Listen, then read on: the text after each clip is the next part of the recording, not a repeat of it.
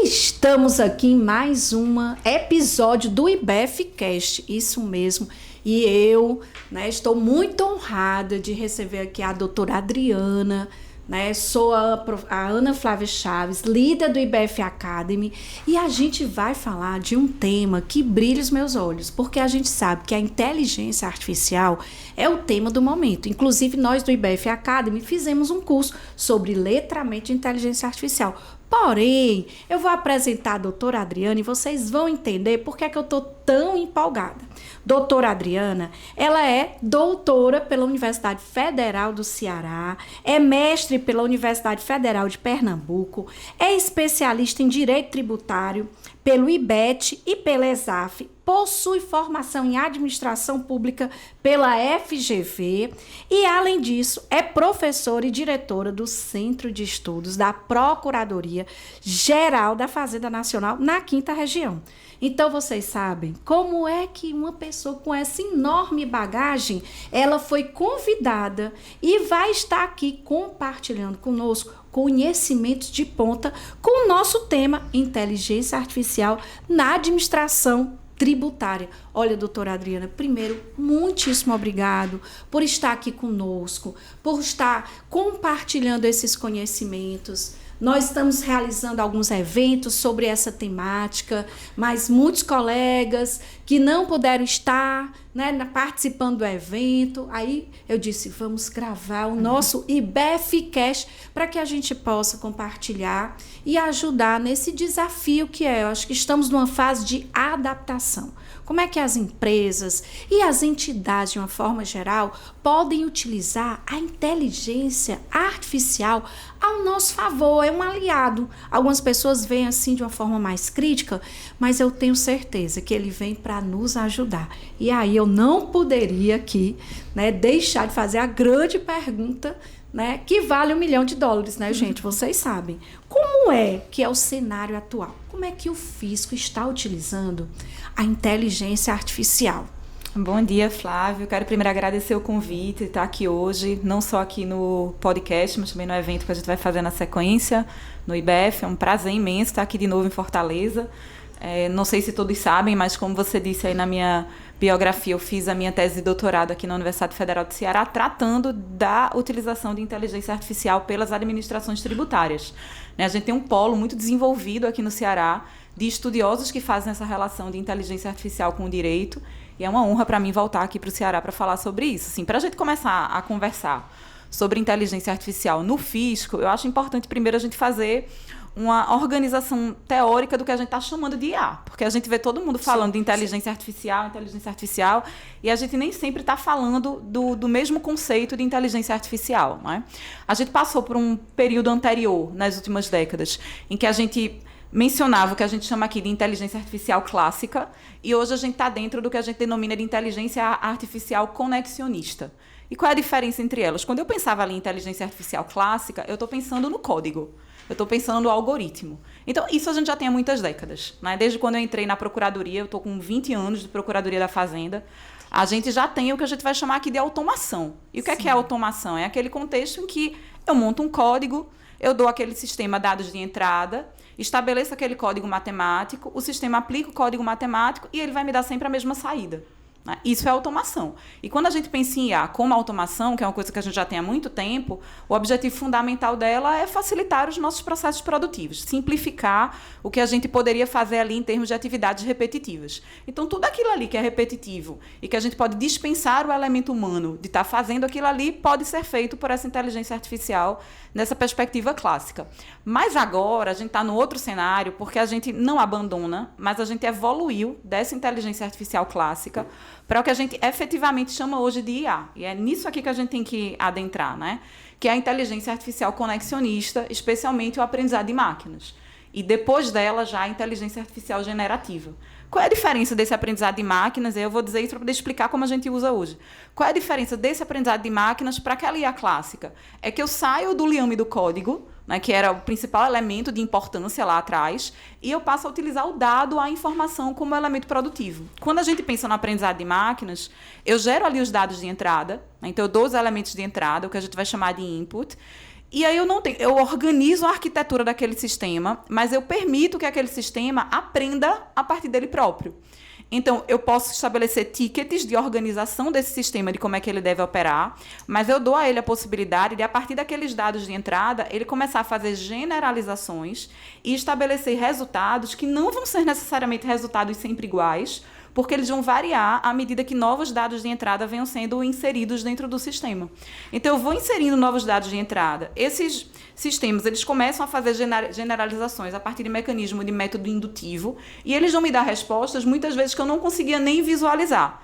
Essa é a grande sacada quando a gente fala de inteligência artificial conexionista e aprendizado de máquinas, né? A gente usa IA dentro de uma era que a gente chama de tecnologia 4.0, e dentro da estrutura de Big Data, que é esse grande volume de dados. Então, qual é a diferença para o fisco entre o que a gente tinha antes e o que a gente tem agora? Quando eu tomei posse na Procuradoria há 20 anos, a gente tratava toda a execução fiscal do mesmo jeito. A gente tratava todo o contribuinte da mesma forma, porque a gente não tinha a visão global daquele contribuinte. As informações eram todas particularizadas. Eu olhava para aquele contribuinte e eu tinha dados soltos em relação a ele. Hoje, como eu tenho a possibilidade, dentro desse Big Data, de usar essa inteligência artificial para analisar de uma forma contínua esses dados, aprender com eles, estabelecer generalizações a partir deles, eu posso usar a inteligência artificial para uma série de coisas. Vou dar alguns exemplos aqui. A gente usa inteligência artificial para fazer agrupamento, o que a gente chama aqui de clusterização. Então, eu consigo agrupar sujeitos passivos que têm mais ou menos o mesmo padrão de comportamento e entender com quem é que eu estou lidando. Eu consigo fazer predição de comportamentos, predição de condutas. Então, eu consigo entender se aquele sujeito passivo é um sujeito passivo que normalmente cumpre com as suas obrigações tributárias. Teve um pequeno e, portanto, se ele cumpre com as suas obrigações tributárias, ele precisa sofrer menos fiscalização, porque o compliance não precisa ser tão efetivo, porque no normal ele já está cumprindo com aquelas obrigações. Eu consigo visualizar que aquele sujeito passivo é um sujeito passivo que tende a ser um devedor quanto mais, e que ele precisa, então, de uma fiscalização mais profunda. Então, a gente consegue fazer predição de condutas, a gente consegue trabalhar com essa generalização de informações. Quando eu consigo visualizar, a partir dessa estrutura de aprendizado que a máquina faz, relações que eu não consigo ver a olho nu, eu consigo identificar o que a gente chama de grupos econômicos fraudulentos. Então, eu estabeleço ligações entre empresas e pessoas físicas. Tá? Então, a gente consegue utilizar esses dados que essa inteligência artificial nos dá, e esses resultados, como um mecanismo de fazer o que a gente chama aqui de uma melhor gestão do risco tributário. O que é a melhor gestão do risco tributário? É organizar os meus auditores, os meus procuradores, os meus fiscais para aquelas atividades de fiscalização que têm uma maior potencialidade de me dar um retorno efetivo. Não adianta a gente ficar olhando para todas as declarações que são entregues, não adianta a gente ficar executando todos os sujeitos passivos, porque os dados históricos nos mostram que, no final das contas, 1%, 5% daqueles devedores representam o maior quantitativo de crédito tributário a ser recuperado. Então, quando eu estou fiscalizando quem cumpriria as suas obrigações tributárias de forma rotineira, eu estou perdendo tempo. Estou perdendo tempo e estou perdendo força de trabalho, tá? Então, essa inteligência artificial dá para a gente essa potencialidade da gente entender o nosso passivo tributário, da gente entender quem é o nosso sujeito passivo, como é que a gente deve estabelecer essa relação com ele e, portanto, fiscalizar esse sujeito passivo de uma forma mais efetiva. Olha, você falando aí, eu fiquei aqui muito inspirada, porque as empresas, né, que estão trabalhando de forma adequada, dentro dessa nova conjuntura que você está nos colocando, elas vão ter menos fiscalizações, porque elas já vêm fazendo correto. Então, a gente vai conseguir que vocês do fisco possam priorizar quem realmente tem que ter, né, uma outra mudança de conduta. E eu acho que esse é um papel importantíssimo, já que existe uma limitação também de pessoas, né, e de recursos de uma forma geral. Isso também vai incentivar para que várias empresas procurem trabalhar da forma correta, porque sabendo que a forma correta vai ter uma fiscalização, né, feita pela inteligência artificial, mas não exatamente ela ter que estar ali cumprindo com um momento junto a uma fiscalização. Eu estou correto. Mas acaba sendo uma perca de tempo para o fisco e também para a empresa que tem muitas atividades. Dentro dessa conjuntura, né? O que é que vocês vêm pensando, né, para desenvolvimento da inteligência artificial? Porque você está me passando já em um patamar, mas a gente sabe que tem muita coisa ainda por vir.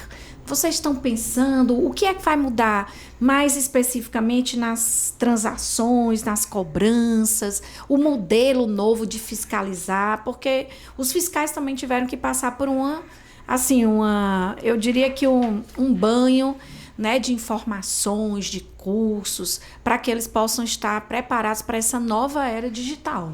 Uma coisa que eu acho importante que a gente diga, antes de a gente entrar nesse ponto aí, é que usar a inteligência artificial não significa transferir para o sistema, para a máquina, as atribuições que são do humano. Sim. Tá? A inteligência artificial, ela é um instrumento de fiscalização e de conformidade. O meu orientador no doutorado, que é o professor de Brito Machado, segundo, ele fazia uma comparação que eu acho muito interessante. Ele diz, antigamente a gente usava o computador. Hoje a gente usa inteligência artificial, ela é um instrumental. Mas quem faz a fiscalização é o auditor humano. Quem faz a cobrança em juízo é o procurador da Fazenda Nacional, o procurador de Estado, o procurador de município, tá? O que é que a inteligência artificial nos dá, me parece? Aí eu vou chegar aí na sua pergunta. Ela nos dá ganho de eficiência e de escala, tá? Sim. Porque o que é que acontece? Vou dar 2 exemplos concretos que mostram isso muito bem. A gente viaja, todo mundo aqui viaja, já viajou inúmeras vezes, né? Meados de 2014 para cá, a Receita Federal começou a utilizar um sistema de inteligência artificial que vem sendo aprimorado, que a gente chama de sistema IRIS, que é o sistema de análise de fiscalização a partir de verificação biométrica. Então, quando você entra num voo e você vai para um voo internacional, lembra que antigamente a gente descia do voo internacional, a gente pegava as nossas bagagens, a gente passava pelos canais de fiscalização da Receita e o auditor lhe parava? Sim. Antigamente, essa parada desse auditor ela era feita num mecanismo subjetivo. O auditor olhava para você e ele dizia, não, acho que Flávia não está com a cara boa hoje. A minha sensação, o meu feeling diz que tem alguma coisa de errada com Flávia. Isso não acontece mais hoje, tá? Quando você sobe no avião, antes de você voar para o seu destino internacional, a Receita Federal já sabe na volta quem ela vai parar e quem ela não vai parar. Por quê? Porque o sistema da Receita Federal, ele consegue cruzar essas informações, tá? Com o sistema da Polícia Federal, com sistemas de outros órgãos da administração federal, ele consegue verificar como você comprou essa passagem, se foi com cartão, se foi com dinheiro, se foi há muito tempo, se foi em cima da hora, qual é a frequência de voos que você faz para o exterior, se você tem visto, se você não tem, qual é a sua capacidade econômica, se você tinha condição de fazer aquela viagem, se você não tinha, se você está levando muita mala, se está levando pouca mala, percebe? Então ele consegue etiquetar e informar para o auditor que aquele ali é um passageiro de risco, que a gente chama de passageiro de risco. É importante que a gente tenha em mente que a inteligência artificial não fiscaliza. O que ela diz para o auditor é, olha, a partir da minha parametrização, pelas informações que eu tenho, pelos dados que eu estou cruzando, tá? Eu lhe indico que você pare esse sujeito passivo e o analise. Mas essa escolha final, ela é uma escolha sempre do ser humano. E é importante que ela seja sempre uma escolha do ser humano. Porque a gente vai falar provavelmente um pouco mais disso daqui a pouco, mas o sistema computacional ele também erra, porque ele também tem problemas. Sim. Porque os dados de entrada precisam estar bem escolhidos, a métrica precisa estar bem feita, a arquitetura precisa estar controlada, né? Então, esta decisão final de fiscalizar e dar andamento ao procedimento fiscalizatório é sempre do humano. Mas você concorda que quando eu tenho ali um monitoramento eletrônico que já me etiqueta e já diz quem potencialmente, estatisticamente falando, tem mais possibilidade de dar problema e precisa ser fiscalizado de forma efetiva e quem não tem, eu acelero a fiscalização, eu incremento em termos de eficiência a parada de pessoas que efetivamente tenham algo a pagar ou tenham algum problema a resolver, eu facilito a vida de quem efetivamente não precisa, tá? Então esse é um exemplo concreto de como o uso dessa inteligência artificial gera ganhos efetivos. No âmbito de empresários, por exemplo, que trabalham com importação, a gente tem o CISAM. Eu vou só compartilhar para a gente aqui quebrar o gelo. Vocês acreditam que eu voltando do doutorado em Barcelona, em 2000, gente, por favor, viu? Em relação à idade. Então, eu fui parada. Sim. E aí, quando ele abriu, eu disse assim para ele, por favor, é só livro, porque eu realmente sou apaixonada por livro. Por favor, é livro. Aí disse, não, tem que abrir. Quando abriu, a mala não fechava mais. Então, o colega, né, dizia assim, e agora? Eu digo, eu vou perder o voo. A gente em São Paulo, éramos 22. Aí ele, não, aí todo mundo junto, conseguimos fechar a mala. Aí eu fiquei imaginando aqui, ou se já tivesse isso, ele teria visto que eu só tinha comprado o livro. E eu não ia passar por essa situação. Exato. Né? Voltei agora, meu marido estava lá no pós-doutorado em Boston, e claro que eu trago o quê? Uma mala de livro. Eu sei que tem o digital, mas eu sou apegada assim ao papel para riscar. Aí eu passei tudo. E nada aconteceu. Então, com certeza, ele deve ter cruzado tudo e disse assim, só compra livro. Teria visto. A gente usa visão computacional para fazer, por exemplo, escaneamento de malas. Então, eu consigo verificar ali no escaneamento de malas se aquilo ali é uma mala que é uma mala problemática ou não é uma mala problemática. Eu evito ter que estar chamando esse sujeito passivo para fiscalização efetiva. Né? Quando a gente pensa em importação, por exemplo, as empresas que trabalham com importação no âmbito do CISAM, o sistema CISAM da Receita, ele faz isso. Né? Ele pega ali a declaração de importação, ele analisa de que esfera aquela empresa é. Então, qual é a atividade econômica que Flávia desempenha, que a empresa de Flávia desempenha? É uma atividade econômica vinculada com essa atividade econômica em específico. O que é que ela está importando? O que é que ela importa normalmente?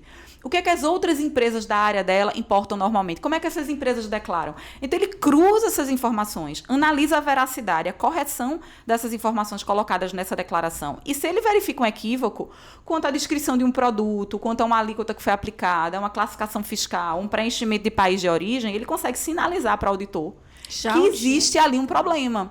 Essa declaração está preenchida com equívoco. E eu consigo dizer se aquele é um erro pontual daquele sujeito passivo ou se aquele é um erro que aquele sujeito passivo realiza com frequência. Isso permite, inclusive, que eu eduque esse sujeito passivo para o futuro, para que ele não cometa os mesmos erros. Percebe? Então, assim, os dados históricos mostram que 1% das declarações representam mais de 60% dos problemas. Então, quando eu estou fiscalizando aqueles outros 99%, eu estou atrasando a vida de quem está importando e quem não tem erro na declaração. Eu estou gastando força de trabalho de forma desnecessária. Tá? Então, a gente tem esse ganho efetivo. Falando de transação, que aí foi a pergunta que você fez, transação dentro da Procuradoria da Fazenda Nacional é uma decorrência de um momento anterior em que a gente estabeleceu, e eu sou apaixonada por isso, o que a gente chama de regime diferenciado de cobrança de crédito, tá? Que começou ali em meados de 2016. Que era aquilo que eu estava te dizendo. Antigamente, a gente executava tudo. Então, quando eu entrei na Procuradoria, a gente ajuizava uma execução fiscal de R$500, ajuizava a execução fiscal de 50 milhões. E muitas vezes, aquela execução fiscal de R$500 era de um devedor que sequer tinha como promover o pagamento daquele débito. Você movimenta a máquina do judiciário, gasta dinheiro, porque a gente está falando ali de um poder judiciário que tem um custo de movimentação do processo, custo de citação, custo do aparato jurisdicional. Né? Então, o que a Procuradoria começou a fazer? Ela começou a classificar os seus sujeitos passivos. Ela começou a entender que aquele passivo tributário que ela tem ali não pode ser tratado da mesma forma. Eu não posso tratar do mesmo jeito Flávia, e eu não posso tratar do mesmo jeito Antônia, que tem realidades econômicas distintas, débitos de montantes diferentes e relações tributárias distintas para com a Fazenda Nacional. Para eu fazer essa classificação desses sujeitos passivos, para eu separar esses sujeitos passivos, entender quem tinha patrimônio passível de penhora se a execução fiscal fosse ajuizada, quem não tinha patrimônio passível de penhora, eu preciso de inteligência artificial. Porque você concorda que se eu tenho ali um montante imenso de débitos dentro de um sistema de dívida, um ser humano, ele não tem como fazer essa gestão generalizada e universal daquele passivo? Ela não tem. Então, o que a inteligência artificial vai lá e faz? Ela cruza as informações e ela me dá, dentro do que a gente chama hoje de PGFN Analytics, um dossiê patrimonial do devedor. Então, eu pego aquele devedor e consigo saber se ele tem imóvel, se ele não tem imóvel, se ele tem carro, se ele não tem, qual é o patrimônio penhorável ao qual eu teria acesso se eu promovesse o ajuizamento e execução fiscal, se ele tem precatório a receber, porque as informações são todas cruzadas. E aí eu verifico de antemão, veja o ganho, de antemão, antes de promover o ajuizamento da execução fiscal, se vale a pena promover o ajuizamento daquela execução fiscal ou não vale. Se eu estou diante de um devedor que a gente classifica aqui como débito rating A ou rating B, eu estou falando de um débito que, se eu ajuizar, eu vou encontrar patrimônio e eu vou conseguir chegar ao resultado útil do processo, que é promover a satisfação do crédito. Sim. Mas se eu estou num rating D, eu estou falando de um devedor que não tem patrimônio, aquela execução fiscal vai terminar numa prescrição intercorrente. Não dá para nada. O custo do processo é muito maior do que esse. Tá? Então, ajuizar aquela demanda significa, no final das contas, perder força de trabalho e gastar dinheiro público. Então, essa inteligência artificial permite que a gente faça essa gestão adequada. E por que é importante entender sobre esse RDCC? Porque quando eu faço esse regime diferenciado, eu entendo que aí, quando eu estou nos devedores aqui, rating A e rating B, eu consigo executar, consigo reaver esse montante. Mas o rating C e o rating D eu não consigo, com esses eu vou transacionar. Percebe? Então, a inteligência artificial, ela é a antecessora, ou ela é um elemento fundamental para que eu possa chegar nesse momento em que eu diga assim, transação é uma coisa relevante para o Estado. Transação é uma coisa importante para o Estado. Você tem mais ou menos a mesma idade que eu, acompanhou. A gente escutou durante muitos anos que transação era uma coisa que não poderia ser feita no que diz respeito ao crédito público. O crédito público é indisponível. A gente não pode transacionar, você não pode abrir mão do crédito público. Mas se eu tenho efetivamente ali a possibilidade de entender que, se eu estou no rating C, no rating D, não vale a pena executar, porque eu não vou receber aquele montante no âmbito do processo, porque o custo do processo é superior, aí eu consigo trabalhar mecanismos alternativos. Aí eu consigo, por exemplo, propor a transação. E na transação, a inteligência artificial, para a gente, ela é fundamental, porque ela permite que a gente faça esses cruzamentos de dados e chegue no que a gente chama de CAPAG-P. Né? Que é ali a CAPAG-P, a capacidade de pagamento presumida. Para você transacionar com o fisco, você precisa verificar primeiro qual é a capacidade de pagamento daquela pessoa jurídica. A gente chama de CAPAG-P, porque ela é a presumida, né? Presumida pelo sistema. Essa capacidade de pagamento é a possibilidade que esse sujeito passivo tem de promover pagamentos de débitos nos próximos 60 meses. Então, a IA, ela faz a varredura das informações e ela diz para mim, olha, nos próximos 60 meses, a capacidade de pagamento de Flávia é essa daqui. Tá? Se você tem capacidade de pagamento, eu não vou transacionar com você, porque eu vou promover penhora dos seus bens. Mas se você não tem capacidade de pagamento, é muito melhor para mim, enquanto Estado, fazer transação, entrar em acordo, reduzir multas e juros, não é? E chegar num contexto em que eu possa ter acesso a um recebimento parcial daquele crédito do que simplesmente abrir mão de tudo. Então, o sistema computacional, a gestão, a macrogestão desses dados permite que a gente faça uma gestão de risco tributário muito mais efetiva e que a gente direcione os nossos processos de trabalho para efetivamente obter a recuperação daquele crédito, seja no âmbito da execução fiscal, seja através de transação. Olha, eu estou aqui maravilhada. Eu realmente acredito que a gente está passando por uma transformação na nossa sociedade e estou muito feliz de escutar, né, de uma pessoa como você, né, como o fisco está se preparando, porque eu acho que isso é importante para nós que fazemos parte da sociedade, para nós que somos da área de finanças, para nós que somos educadores, saber que realmente vai se ter uma forma racional. E aí você falando, eu só me lembrava do Pareto. Né? Contador, Pareto, estatística, eu amo de paixão. Então, assim, realmente, se a gente vai fazer uma análise, você vai ver que um percentual pequeno, ele corresponde à grande maioria. Então, é realmente trabalhar com eficiência, é uma transformação, porque a eficácia era você fazer tudo, e agora é de uma forma eficiente. Nós já estamos chegando no nosso momento final. Eu ainda tinha mais uma pequena pergunta, que é uma pergunta que não vai calar, que é sobre, assim, como é que se trabalha a questão ética desses dados, né? A gente está com a Lei Geral de Proteção de Dados, eu imagino que em alguns momentos, né, o fisco vai ter acesso a todos os dados, mas todos nós estamos vivendo um mundo onde os dados e as informações das empresas, às vezes, eles podem ser, né, utilizados por outrem. Então, como é que vocês estão gerenciando para que haja uma segurança dessas informações? Claro que para o fisco vocês têm que ter acesso para fazer o trabalho. Mas, por outro lado, alguém consegue, e a gente sabe que tem expert para tudo, né, ter acesso a essa informação e deixar a empresa também vulnerável? Como é que vocês protegem? Isso é muito importante. Antes da gente entrar nesse ponto aí, eu só queria fazer só um comentário anterior, que é dizer o seguinte: é uma crítica que a gente normalmente recebe quando a gente fala de IA na administração pública como um todo, e na administração tributária especificamente, é a ideia de que a IA está sendo utilizada como um instrumento de aumento de fiscalização e cobrança e não como um mecanismo de benefício ao sujeito passivo, né? E é importante que seja dito que, embora no primeiro momento os sistemas computacionais que a gente conhece tenham realmente sido utilizados com esse propósito de fiscalizar de forma mais efetiva, de promover a cobrança devida, a gente agora já está passando por uma transição em que a gente já começa a visualizar o desenvolvimento de sistemas que tem muito mais uma pegada, uma perspectiva de compliance. Né? De você permitir que você acelere a devolução, por exemplo, do passivo tributário, da restituição tributária para aquele sujeito passivo. Daqui a pouco, no evento que a gente vai ter, eu vou mostrar um sistema da Receita que faz análise de procedimentos de compensação, de perde-compes. Então, ele visualiza, ele analisa ali a probabilidade estatística de existir ou não existir algum problema naquela compensação. E se ele entende que a probabilidade estatística é baixa, ele autoriza que aquela compensação, ele sugere que aquela compensação seja homologada. Então, a gente reduz aquele prazo de homologação ali de 5 anos, que aquele sujeito passivo tem que ficar esperando. A gente já tem chatbots sendo utilizados para fazer gerenciamento, para fazer aconselhamento, para tirar dúvidas, para fazer consultas dentro da Procuradoria da Fazenda. No portal Regularize, a gente usa inteligência artificial para fazer esse mecanismo, né, de aconselhamento ao sujeito passivo, de esclarecimento de dúvidas, porque isso é muito importante, né? Você estabelece essa educação que evita que esse sujeito... Você corrige o erro antes que ele tenha que ser fiscalizado e autuado. E é isso que a gente quer. É tão melhor. Essa melhora dessa relação de compliance, né? E respondendo a sua pergunta quanto à questão da ética, no âmbito da Procuradoria da Fazenda Nacional, da Receita Federal e da Fazenda Nacional, e aí eu vou falar pela Receita Federal, e pela Fazenda Nacional, no sentido de que é a experiência que eu conheço, tanto do seu ponto de vista acadêmico como do seu ponto de vista profissional, existe uma preocupação muito acentuada com esse sigilo desses dados, com essa proteção desses sujeitos passivos, porque isso é inerente ao dever que o Código Tributário nos impõe e que a Lei Geral de Proteção de Dados também nos impõe. Então, quando a gente olha para os sistemas computacionais da Receita, por exemplo, eles são desenvolvidos por auditores da Receita Federal.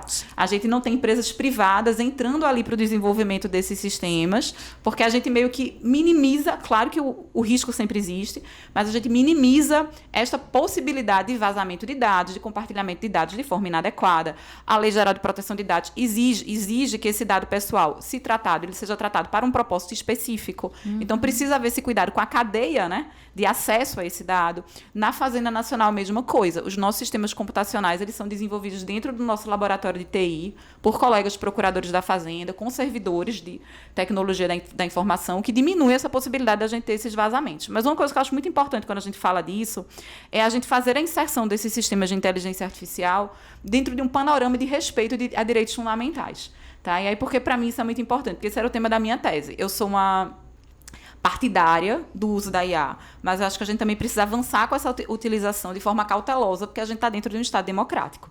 Então, eu não posso usar IA se essa IA viola direitos fundamentais.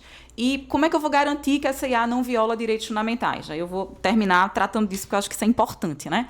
A gente precisa garantir que esse Estado saiba o que ele está fazendo quando ele maneja esses dados e quando ele constrói esses modelos de arquitetura.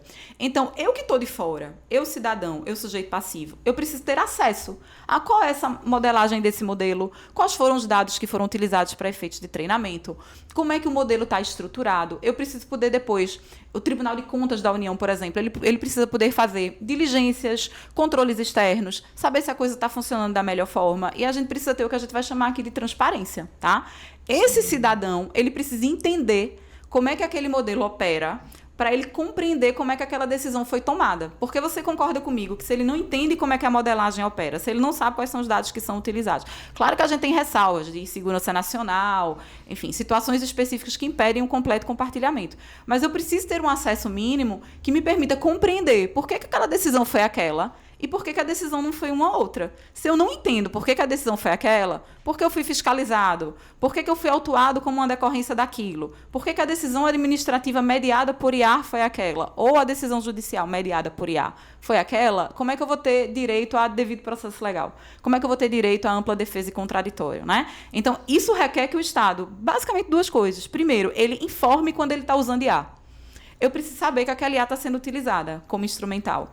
E depois, que ele permita que eu compreenda como é que esse processo se dá. Então, eu tenho que ter a guarda desses dados. E esse é um problema que a gente ainda tem, né? O Tribunal de Contas da União falou bastante disso recentemente, né? A gente começa a utilizar esses sistemas computacionais e a gente não tem a preocupação de guardar aqueles dados de treinamento, aquela arquitetura do modelo, como é que a gente produziu aqueles resultados, para verificar depois se ele está chegando onde ele deveria chegar.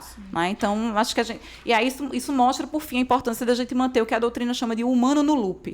O que é o humano no loop? É essa percepção de que essa inteligência artificial é um instrumental, mas a responsabilidade ética é de quem utiliza.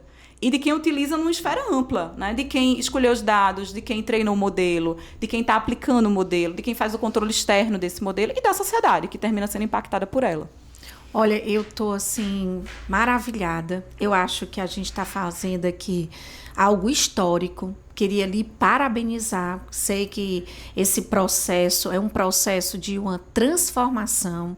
E essa sua fala final, enquanto cidadã, me deixa muito tranquila, né, de ter pessoas como você preparadas à frente, né, de um projeto tão desafiador, mas ao mesmo tempo que vai gerar um outro patamar para quem está trabalhando, que vai poder trabalhar com a parte mais analítica e não com a parte burocrática, eu diria assim, repetitiva, e até mesmo, muitas vezes, está dando o caminho num processo de uma pessoa que não vai ter a capacidade de pagar, uma pessoa de uma empresa pequena, e realmente se direcionar para esse cruzamento de informações. Exato. De uma pessoa que está aqui no topo do funil e que precisa realmente ter uma fiscalização e ter uma mudança interna de procedimento para estar de acordo com a lei. Então, isso é fora de série.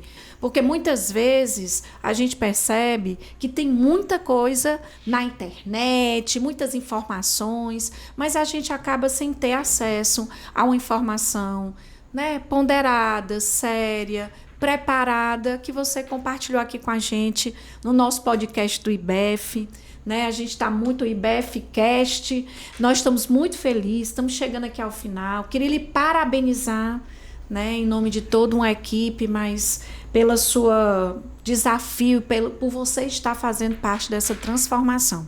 Enquanto cidadã, enquanto membro aqui do IBEF, eu estou muito feliz. Eu e eu tenho certeza que no evento vai ser maravilhoso. E se você não esteve no nosso evento do IBEF, não se preocupe. O IBEF Academy trouxe um podcast específico para quem não pôde estar com a gente, com nada mais, nada menos que a doutora Adriana, que é uma pessoa maravilhosa, doutora pela Universidade Federal do Ceará, fez direito lá na Universidade de Pernambuco. A gente adora Pernambuco, mas sabe que o cearense tem esse coração. E dizer muitíssimo obrigado, que nós estejamos aí propagando, né, de uma forma importante para toda a sociedade, para formadores de opinião, mas para todo mundo que pode ter acesso ao nosso podcast e está se atualizando sobre como a inteligência artificial estará sendo e está sendo usada pelo fisco. Eu agradeço, Flávia, agradeço muito. Acho que é um tema muito importante, é muito bom falar sobre isso. A Procuradoria da Fazenda, que é o órgão no qual eu trabalho, é um entusiasta da utilização de inteligência artificial. A gente vê isso com muito bons olhos, ela dá ganhos muito grandes para o Estado. E eu acho que é importante, especialmente a gente falar, como a gente teve a oportunidade de falar ainda aqui de forma breve aqui, sobre essa utilização dessa inteligência artificial na perspectiva do compliance. A gente tem falado muito sobre consensualidade, a gente mudou a forma de relação do fisco com o sujeito passivo nos últimos anos, pelo menos no âmbito da União. A gente saiu daquela estrutura de cobrança pela cobrança, né, do litígio pelo litígio, e a gente vem construindo uma relação de consensualidade que eu acho que é muito melhor para o Estado, sim, dentro dessa estrutura de Estado democrático, muito melhor para o sujeito passivo, que passa a poder confiar mais no Estado, saber que esse Estado não irá persegui-lo. Né? A gente falava antigamente, eu lembro, sim, daquelas falas antigas, né, do leão que quer invadir de forma arbitrária o meu patrimônio. A gente tem se afastado dessa perspectiva e a Procuradoria tem feito um trabalho muito grande, assim, muito profícuo, no sentido de profissionalizar a sua atuação com resultados muito relevantes para o Estado brasileiro, e a inteligência artificial tem sido um instrumento muito importante dentro desse percurso. Então, eu agradeço pela oportunidade de estar aqui conversando com vocês e pela oportunidade que terei também daqui a pouco de falar mais sobre isso lá no evento. Olha, muito obrigada. Estamos chegando ao final, né, do nosso IBEFcast, o podcast do IBEF. Nesse IBEFcast, a gente falou com a doutora Adriana, né, com apoio do nosso IBEF Academy, que é um programa novo, lançamento aqui do IBEF, que a gente está justamente trabalhando sobre a vertente do conhecimento. Né? A gente tem a Casa de Amigos, que é o IBEF, e tem uma paixão pela educação. E eu acredito que conexão e conhecimento é que faz a base do nosso Instituto Brasileiro de Executivos de Finanças aqui do Ceará.